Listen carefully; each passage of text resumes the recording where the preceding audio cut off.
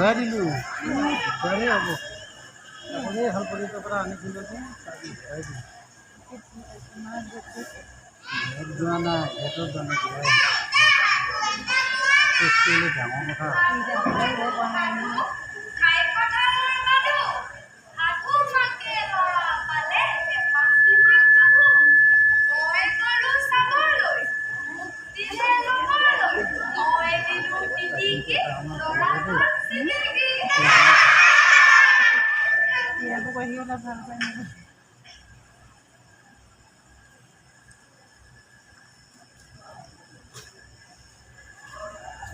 শৈশৱৰ সাধুকথাৰ শিপা এডালে খেদি ফুৰিছে আমাৰ মনত নিমজ থপথপনি সাধুকথাৰ শিপাডাল আনি তেনেকৈয়ে খেলি আছিলোঁ আমি সাধুকথাৰ ভুৰুকণিত